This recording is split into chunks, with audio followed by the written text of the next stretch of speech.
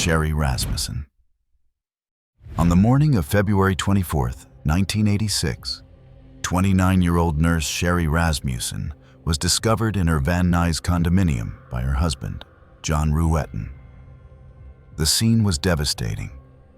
Sherry had been beaten, bitten on the forearm, and shot 3 times in the chest at close range.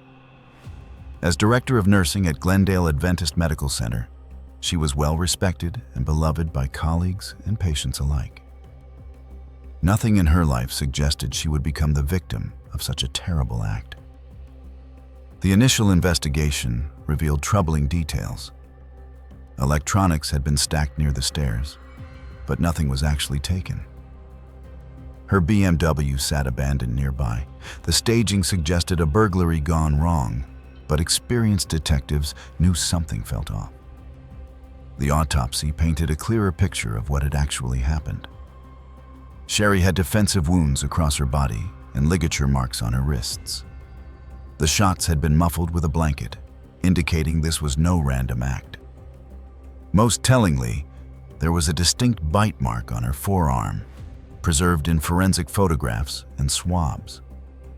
From the beginning, Sherry's father, Nels Rasmussen, suspected a specific person: Stephanie Lazarus, an LAPD officer and John Ruetten's ex from their college days at UCLA.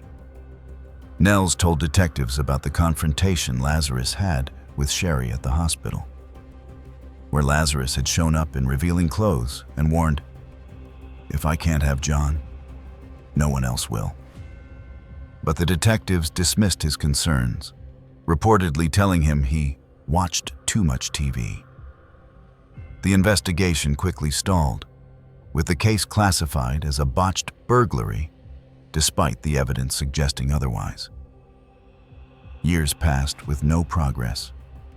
Then, in 2005, a forensic technician reviewing old evidence discovered DNA from the bite mark swab had never been properly analyzed.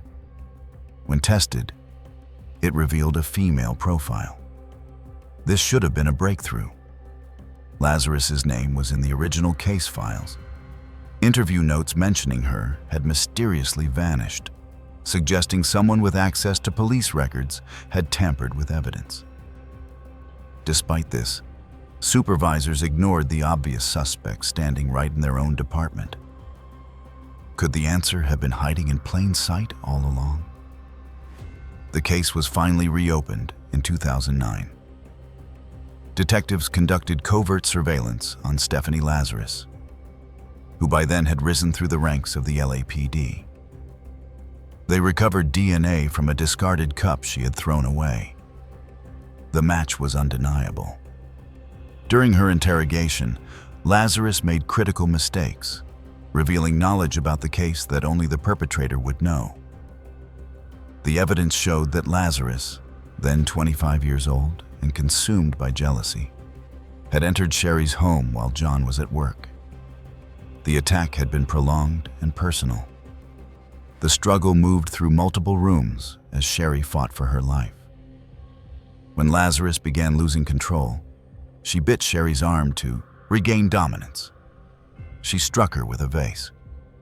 Finally, she retrieved her .38 caliber backup revolver and fired 3 shots into Sherry's chest. After staging the scene to look like a robbery, Lazarus reported her gun stolen shortly after. At trial in 2012, John Ruetten testified about his past relationship with Lazarus. They had dated casually in the late 1970s, but after he became engaged to Sherry, Lazarus began an intense campaign of harassment. The DNA evidence was overwhelming, with experts testifying to a match probability of 1 in several trillion. Lazarus was convicted of first-degree murder and sentenced to 27 years to life. In 2023, Lazarus finally confessed, "I took Sherry Rasmussen's life from her," a nurse. Her parole was initially granted, then rescinded in February 2024. Nels Rasmussen reflected on the attack. "If one looks at the damage that she did to my daughter's face, it's almost like she wanted to destroy the beauty." Prosecutor Paul Nunez summarized: a bite, a bullet, a gun barrel, and a broken heart. While jealousy drove one detective to take a life, our next case reveals how a stranger's fleeting encounter would haunt a community for 4 decades. Michelle Martinko. December 19, 1979, started as an ordinary evening for 18-year-old Michelle Martinko, a senior at Kennedy High School in Cedar Rapids, Iowa. After attending a choir banquet, Michelle went to Westdale Mall for some shopping. She was a bright, popular student with her whole future ahead of her. But she would never make it home that night. Hours later, her body was discovered in her family's Buick in the mall parking lot. Michelle had been attacked 29 times, with wounds to her face, neck, and chest. The scene told a story of desperate resistance. Michelle had defensive wounds covering her hands and arms, evidence that she had fought back fiercely against her attacker. Nothing had been stolen from the vehicle. There was no indication of a completed assault of another nature. The personal nature of the attack suggested rage rather than robbery. But investigators could find no one in Michelle's life who harbored such feelings toward her.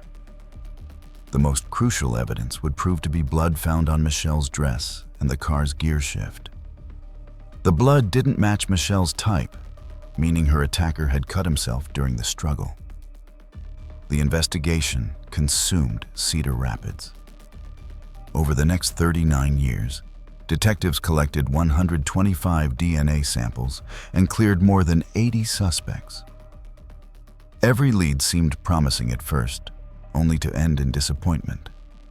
One prime suspect who had attacked another woman at knife point near the mall seemed like the answer. But his DNA didn't match. The case went cold, joining the ranks of unsolvable crimes that haunt small communities. Then in 2017, a breakthrough arrived through technology that hadn't existed when Michelle was taken. Investigators used DNA phenotyping to create a composite of the suspect, a man with blonde hair and blue eyes. The composite generated new tips, but the real revolution came in 2018, when investigators turned to genetic genealogy. By uploading the DNA profile to GED Match, a public genealogy database, they found a distant cousin match. This led them to narrow their search to 3 brothers in the area. What clue finally broke the decades-long silence? Detectives began covert surveillance on Jerry Lynn Burns, who lived in nearby Manchester. On December 6, 2018, Burns discarded a drinking straw at a restaurant. Officers retrieved it, and the DNA was an undeniable match. On December 19, 2018, exactly 39 years after Michelle's life was taken, Burns was arrested. Burns, who had been 25 years old at the time of the incident, denied any involvement. He claimed he had blocked out memories and couldn't explain how his DNA ended up at the scene. But the evidence was overwhelming. During the trial in 2020, prosecutors presented the DNA match with a probability of 1 in 100 billion. They also showed that Burns had scars on his arms, consistent with defensive wounds from Michelle's fight for survival. A jailmate testified that Burns had made disturbing comments about winning for all these years with his family and joked about being taken to the mall. After just 3 hours of deliberation, the jury convicted Burns of first-degree charges. He was sentenced to life without parole, a sentence upheld on appeal in 2023. When given a chance to speak, Burns simply repeated, "Test the DNA." Michelle's sister, Janelle Stonebreaker, found meaning in the evidence that finally brought justice. Michelle helped solve her own case by fighting back and causing her attacker to bleed. No clear motive was ever established for why Burns targeted Michelle that December night. She appeared to be a random victim, in the wrong place at the wrong time, encountering someone capable of unspeakable acts. For 39 years, Burns lived freely, building a life while Michelle's family lived with an empty seat at every table. From one person taken too soon, we turn to a case where multiple lives were stolen and hidden away, creating a mystery that would span decades and states. Bear Brook Barrel Murders. In November 1985, a hunter walking through Bear Brook State Park in Allenstown, New Hampshire, made a discovery that would haunt investigators for decades. Hidden in the woods was a metal barrel containing the remains of a woman and what appeared to be a young person. The bodies had been there for years, exposed to the elements and decomposition. With no identification and limited forensic technology, the victims became known only as Jane Does. Then in May 2000, a second barrel was found just 300 feet from the first, containing the remains of two more individuals. All four had been placed in the barrels between 1977 and 1981. Early DNA testing revealed a disturbing family connection. The woman in the first barrel was the biological mother of one individual, but not related to the other two. One of the other individuals was the half-sibling of the woman's offspring, sharing the same father but different mothers.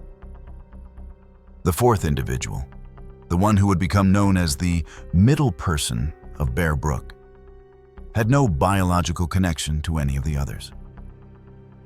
This suggested a serial perpetrator who had targeted multiple families or taken individuals from different circumstances. For years, the investigation focused on identifying both the victims and their perpetrator. The breakthrough came through an unlikely connection to a completely different case in California. In 2002, chemist Eunsoon Jun disappeared from her home in Richmond, California.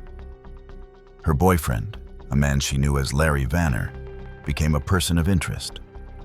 When police tracked him down in 2003, they discovered he was actually Curtis Kimball, wanted for abandoning a little one at an RV park in California years earlier.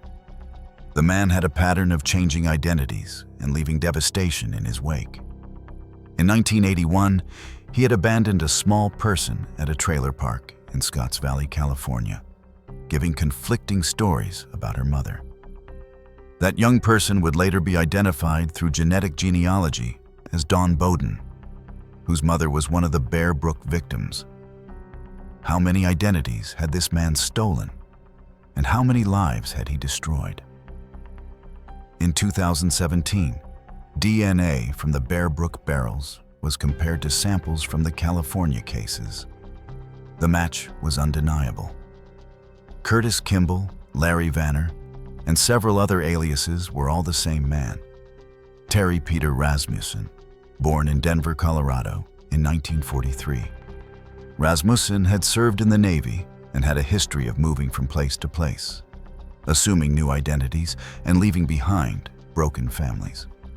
Through painstaking genetic genealogy work, investigators began identifying the victims.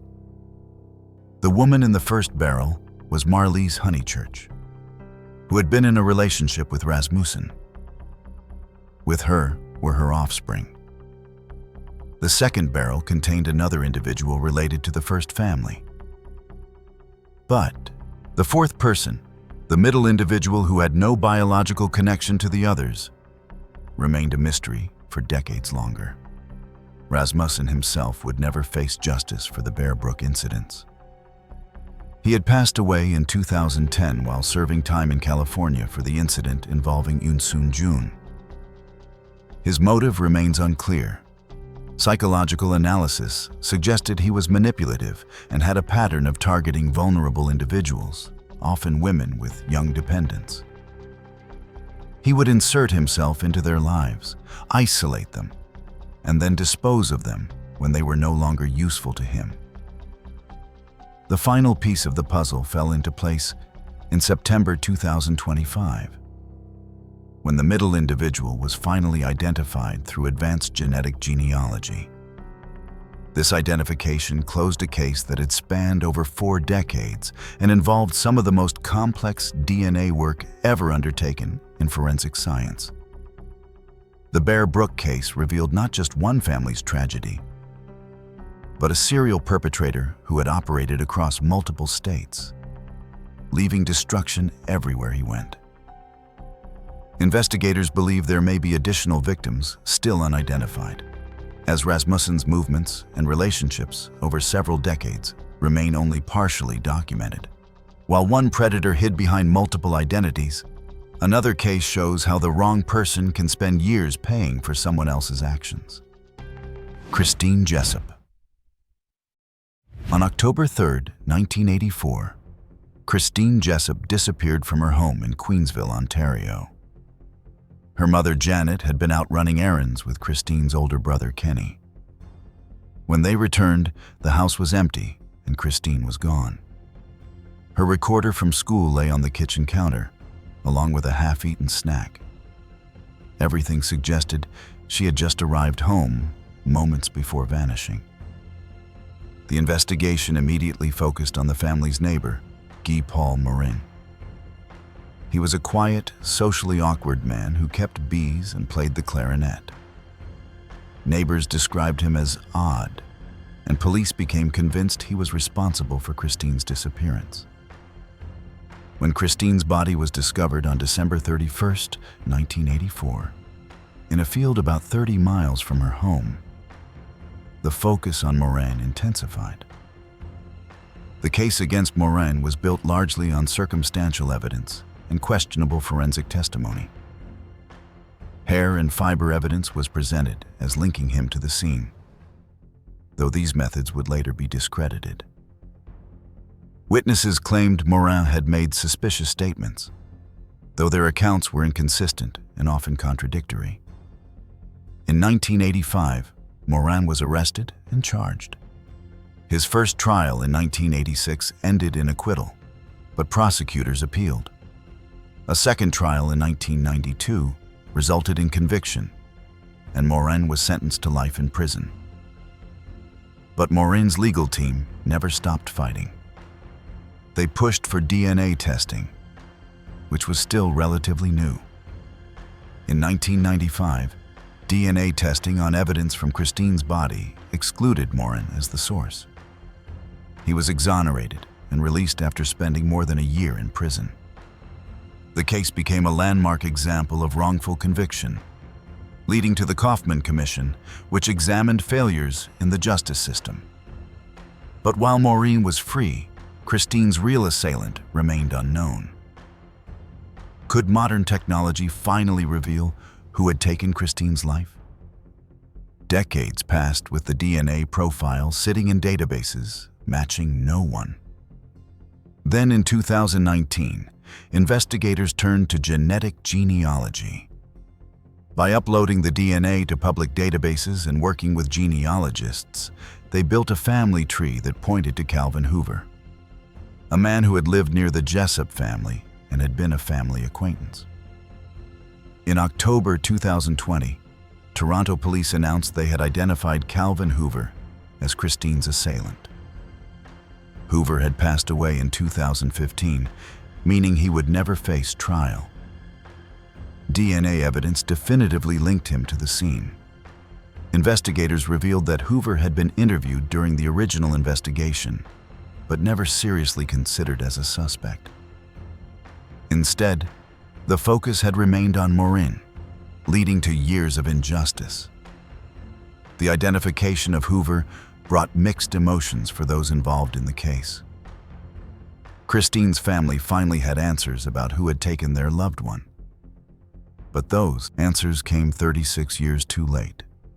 Paul Maurer, who had endured arrest, trial, conviction, and imprisonment for a terrible act he didn't commit, received vindication.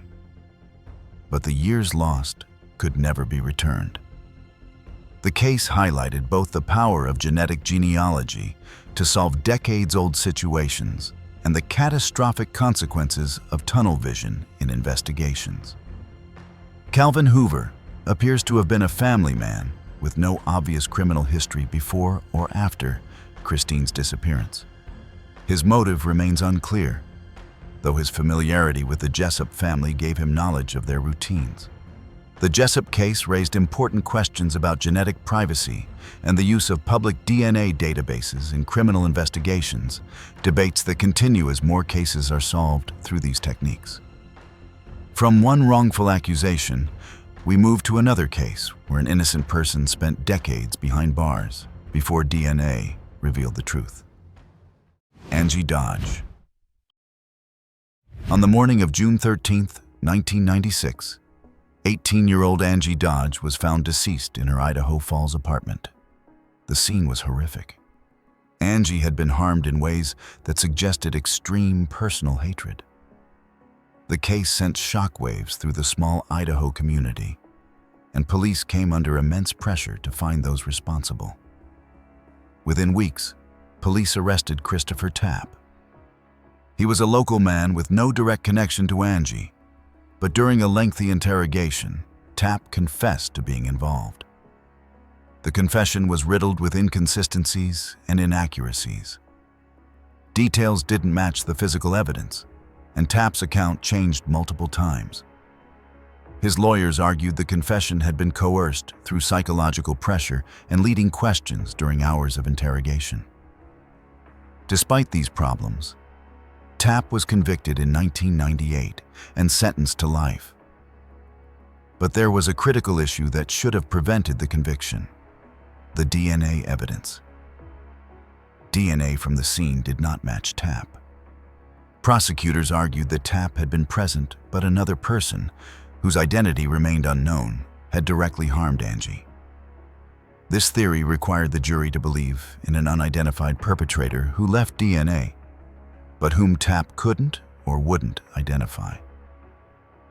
For 20 years, Christopher Tapp maintained his innocence from prison, while Angie's mother, Carol Dodge, fought tirelessly to find the truth. Carol became convinced that the wrong person was in prison and dedicated herself to finding her daughter's real assailant. She worked with advocacy groups and pushed for new DNA testing. Her determination would eventually pay off in an unexpected way. What if the real perpetrator had been living freely all along, completely unknown to investigators? In 2017, DNA from the scene was uploaded to public genealogy databases. Genetic genealogists began building family trees, working backward from distant relatives to identify potential suspects. The work was painstaking and took months. Finally, in May 2019, the trail led to Brian Dripps, a man who had lived in the same apartment complex as Angie at the time of the incident. When approached by police, Dripps was smoking outside his home. Detectives engaged him in conversation and collected his discarded cigarette after he went inside. The DNA was a definitive match to the evidence from Angie's apartment. During subsequent interrogation, Dripps confessed. He claimed he had been heavily intoxicated and had entered Angie's apartment, seeing it as an opportunity. His account matched the physical evidence in ways Tapp's confession never had. Dripps pleaded guilty in February 2021 and was sentenced to 20 years to life with parole eligibility in 2041. Christopher Tapp had been released from prison in 2017 after serving 20 years, and in 2019 his conviction was officially vacated. The case became a cautionary tale about false confessions and the danger of relying on them when physical evidence points elsewhere. Carol Dodge lived to see her daughter's true assailant identified and her wrongly convicted suspect exonerated, though she passed away shortly after these resolutions. Her advocacy had been instrumental in pushing for the genetic genealogy work that finally revealed the truth. The case highlighted both the potential for wrongful convictions based on coerced confessions and the power of DNA technology to correct such injustices, even decades later. Brian Dripps had been Angie's neighbor. living in the same complex with knowledge of the layout and residents. His intoxication-fueled opportunity crime had derailed 2 lives. Angie's, which was taken, and Christopher Tapp's, which was stolen by a justice system too eager for a conviction to wait for the right suspect. If you've made it this far and enjoy deep dives into the most shocking criminal cases, hit that subscribe button and don't forget to press the bell icon. The next case would take investigators into a place of sanctuary, where the last person anyone suspected held the darkest secret. Arlis Perry. On the night of October 12, 1974, 19-year-old Arlis Perry entered Stanford Memorial Church in Palo Alto, California, around 11:15 in the evening.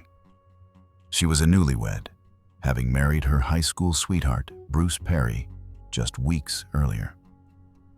The couple had moved from their home state to California so Bruce could attend Stanford University. That night, after a disagreement, Arlis left their apartment to take a walk and clear her head. She told Bruce she wanted to visit the campus church to pray. When Arlis didn't return by midnight, Bruce went to the church to look for her. He found the building locked and dark. Growing increasingly worried, he contacted campus security. At approximately 5:45 in the morning, security guard Stephen Crawford discovered Arlis's body inside the church. The scene was deeply disturbing. Arlis had been harmed in ways that suggested a ritualistic element, with religious items positioned around her body in a deliberate manner. The investigation initially focused on several leads. Bruce Perry underwent intense scrutiny, as spouses often do in such cases, but was quickly cleared. Detectives also explored potential connections to other cases with similar ritualistic elements, but no solid links emerged. The church had been locked from the inside, suggesting the perpetrator either had a key or had hidden inside before closing time. This detail narrowed the suspect pool significantly.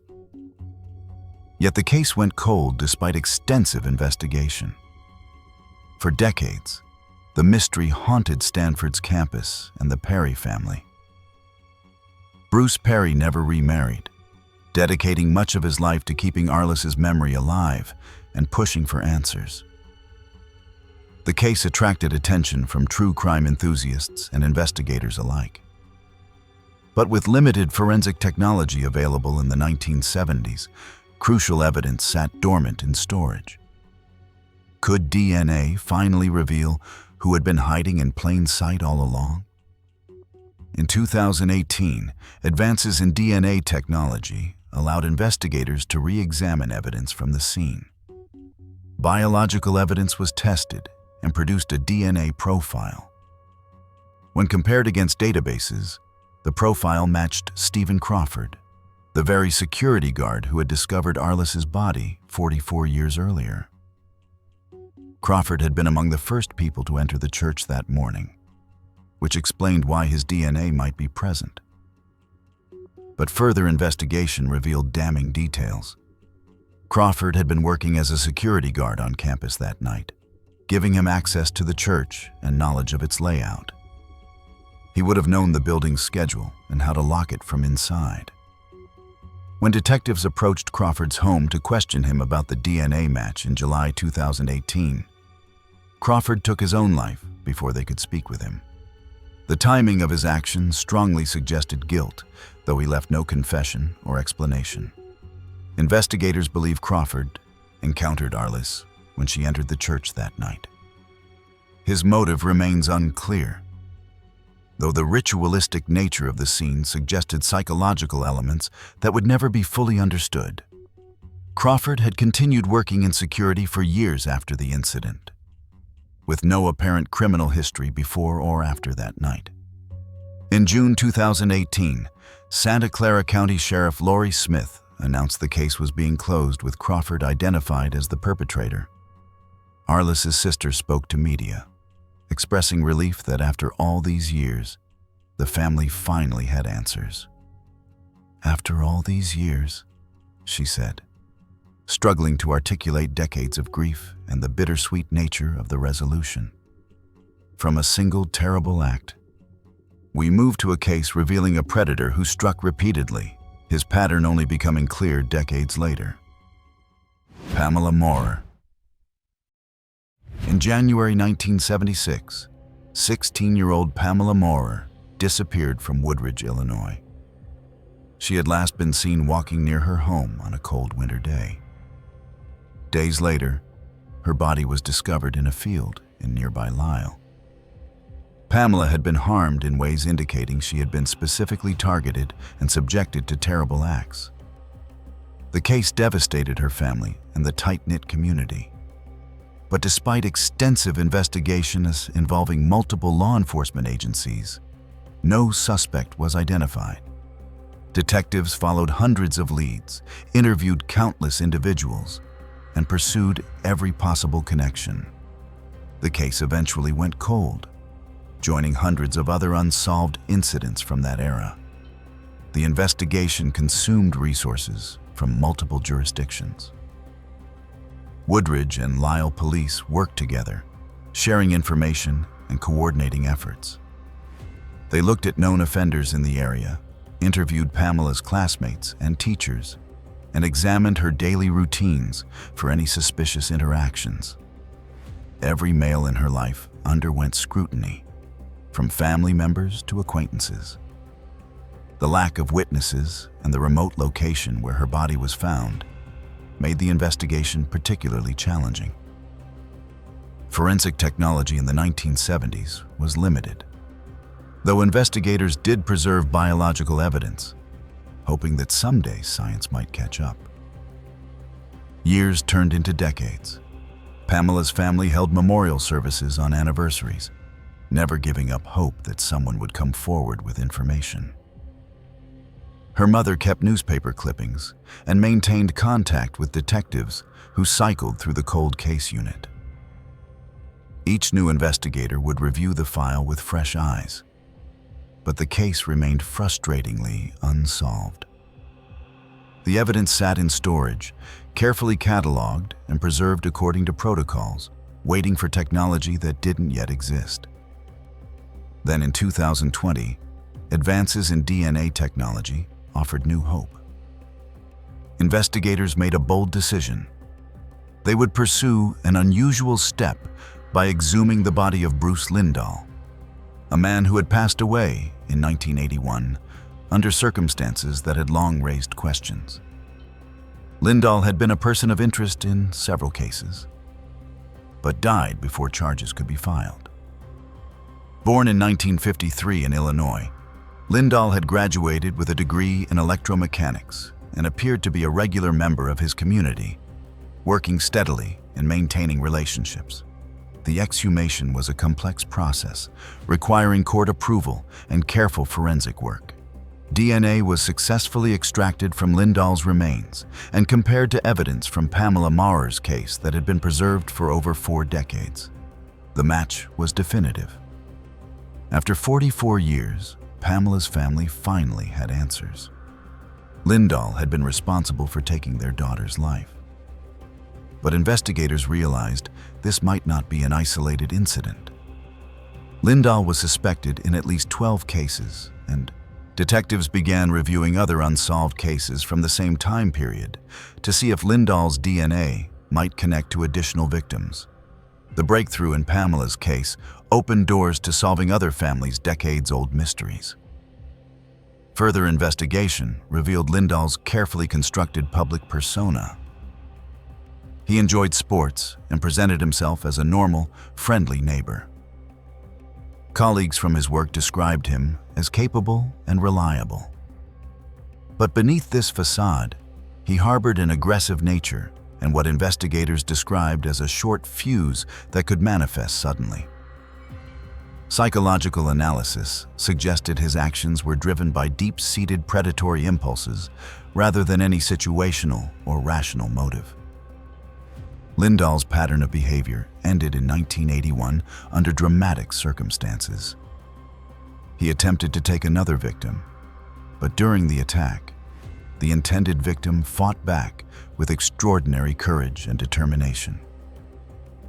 In the violent struggle that ensued, Lindahl was fatally injured. His death meant he never faced justice in a courtroom for his crimes, never had to answer to the families of his victims. But it also meant he could harm no one else. The brave individual who fought back had unknowingly ended a serial predator's reign of terror. The announcement that Lindahl was responsible for Pamela's case brought the Maurer family a mixture of relief and renewed grief. They finally knew what had happened. But they also had to process the reality that the person responsible had been dead for nearly 40 years, having escaped earthly justice. The identification also raised questions about other unsolved cases from that era, and whether Lindahl had more victims whose families still waited for answers. What seemed like the end of one investigation would lead to another breakthrough in a connected case. Kathy Hallowe.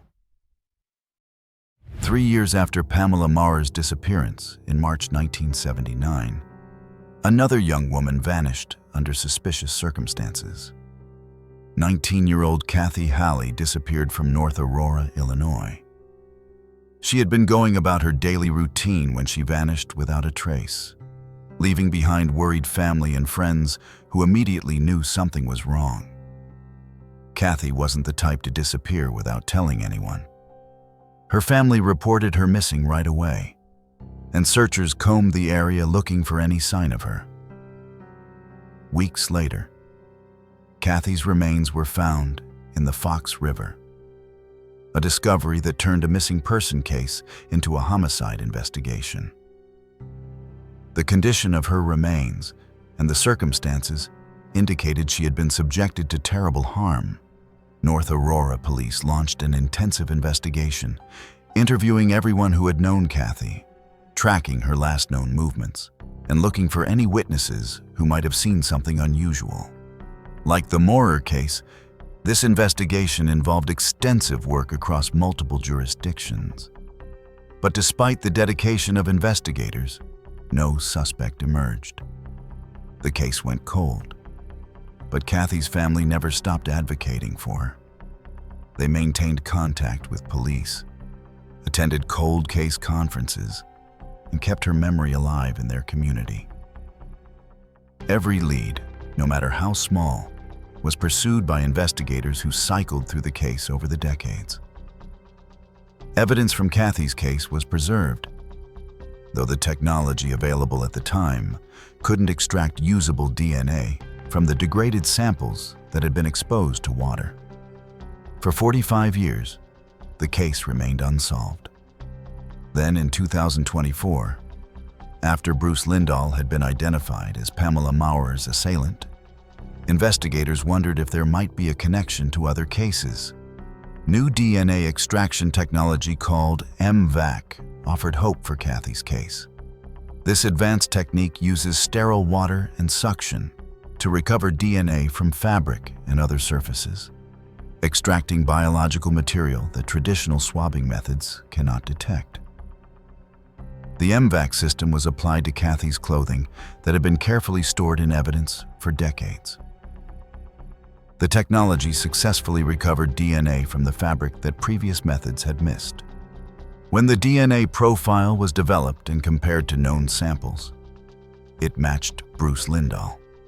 The connection confirmed what investigators had begun to suspect. Lindahl had been a serial predator operating across multiple communities in the Chicago area, carefully selecting victims in different jurisdictions to avoid creating an obvious pattern that might lead to his identification. The announcement in October 2024 that Lindahl was responsible for Kathy's case brought closure to another family that had waited decades for answers.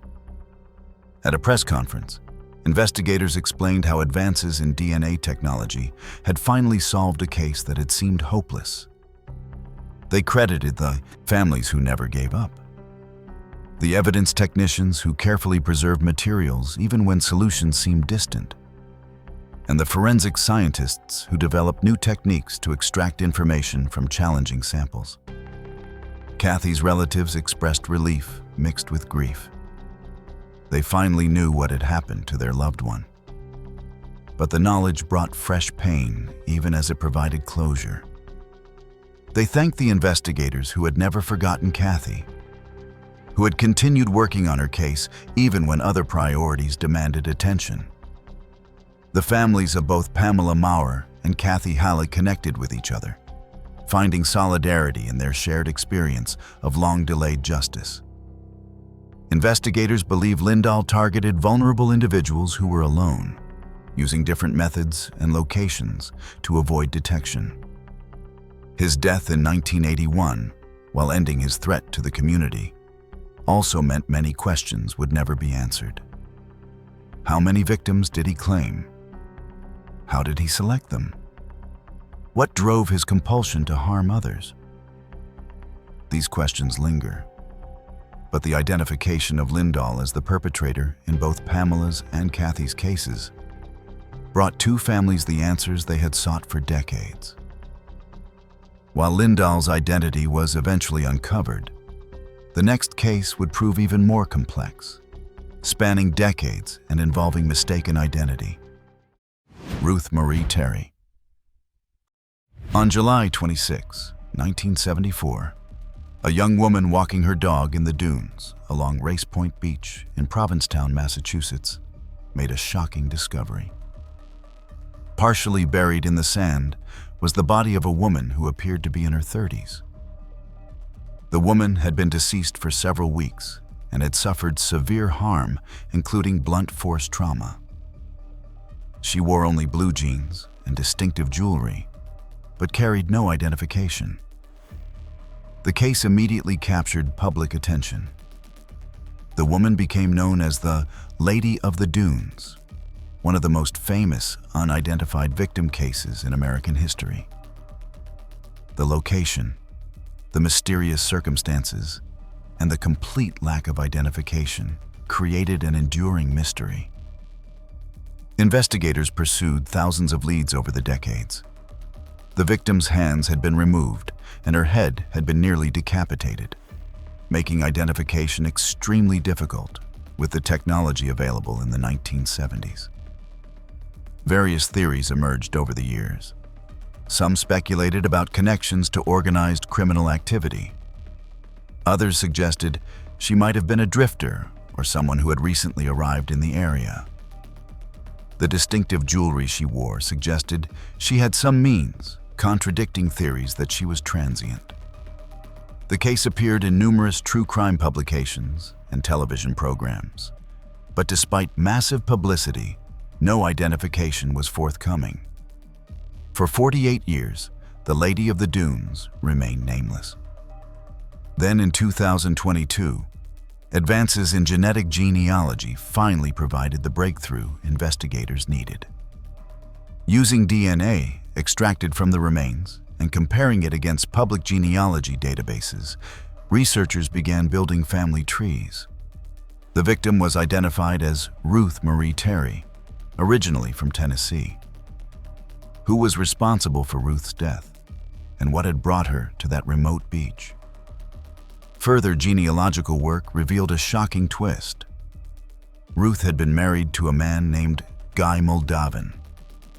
Moldavan, who had passed away in 2002, was already suspected in multiple other disappearances and cases. Born in 1923 in New Mexico, Moldavan had studied dramatic arts and had a personality that investigators described as fantasy-prone.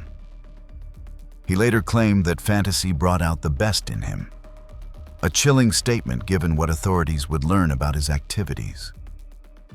Moldavan had been questioned about the disappearance of his previous wife and her daughter in 1960, and he had also been connected to another incident in 1950.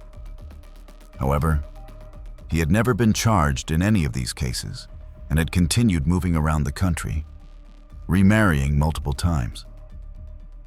Ruth Marie Terry was one of these wives, and evidence suggested he had taken her to Provincetown shortly before her demise.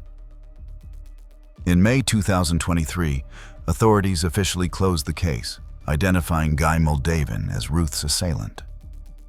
While Moldavan could never face trial, having died over 2 decades earlier, the identification brought closure to Ruth's family.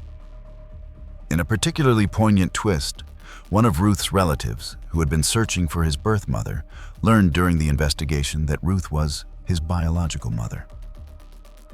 He told reporters simply, "It hurts," capturing the complex emotions of finally having answers while processing devastating truths. The case exemplified how genetic genealogy could solve even the most challenging cold cases. Ruth had been unidentified for nearly 50 years. Yet modern technology finally gave her back her name and revealed the truth about what had happened to her. Investigators believe Moldavan may have been responsible for additional cases that remain unsolved. From one case finally solved, we turn to another where DNA would prove crucial in identifying a perpetrator hiding in plain sight. Christy Mirack. On the morning of December 21st, 1992, 25-year-old Christy Mirack was found deceased in her East Lampeter Township, Pennsylvania home. Christy was a beloved elementary school teacher, known for her kindness and dedication to her students. She had been preparing for the school day when someone attacked her. The scene indicated she had been harmed in her own home in a particularly brutal manner. The investigation revealed that Christy had been targeted by someone who likely knew her routine. There were no signs of forced entry, and nothing had been stolen. The personal nature of the attack suggested someone with specific intent rather than a random intruder. DNA evidence was collected from the scene, but in 1992, forensic technology was still developing. The profile was preserved, but without a match in any database, it provided no immediate leads. Investigators interviewed hundreds of people in the community. Christy's family, friends, colleagues, and acquaintances were all questioned. Her brother pleaded publicly for anyone with information to come forward, asking simply, "Why?" The case consumed the small Pennsylvania community, but despite exhaustive efforts, no suspect was identified. The case went cold, though investigators never stopped hoping for a breakthrough. For 26 years, the DNA profile sat in evidence, waiting for technology to catch up. Then in 2018, investigators turned to the same genetic genealogy techniques that had solved other decades-old cases. By uploading the DNA profile to public databases and working with genealogists, they began building family trees that might lead to the perpetrator. Could this technique finally identify who had taken Christy's life? The genealogical work led investigators to Raymond Rowe, a local DJ and entertainer well known in the Lancaster area. Rowe had performed at numerous community events and was a familiar face to many residents. He had no obvious connection to Christy Mirack, and there was no apparent motive for why he would have targeted her. However, the family tree evidence was compelling enough to warrant further investigation. Investigators conducted covert surveillance and recovered DNA from discarded gum that Rowe had thrown away. When compared to the evidence from Christy's home, the match was undeniable. Rowe was arrested in June 2018, shocking the community who had known him as a friendly entertainer for decades. In January 2019, Rowe pleaded guilty rather than face trial. He was sentenced to life without parole. His guilty plea meant many questions remained unanswered. Rowe provided no explanation for why he had targeted Christy, and no clear motive emerged during the investigation. The randomness of his selection of Christy as a victim made the case even more disturbing to those who had known them both. The case took another turn in August 2025, when an appeals court ordered reconsideration of DNA testing on additional items, including a sweater and other evidence. This development suggested ongoing legal proceedings related to Rowe's conviction, though he remains incarcerated. For Christy's family and the community, Rowe's arrest and conviction brought some measure of closure after 26 years of uncertainty. The case demonstrated how genetic genealogy had become a powerful tool in solving cold cases, identifying perpetrators who had lived freely in their communities for decades while their victims' families waited for justice. This was all from our side today. Thanks for watching. Click here to check out another video.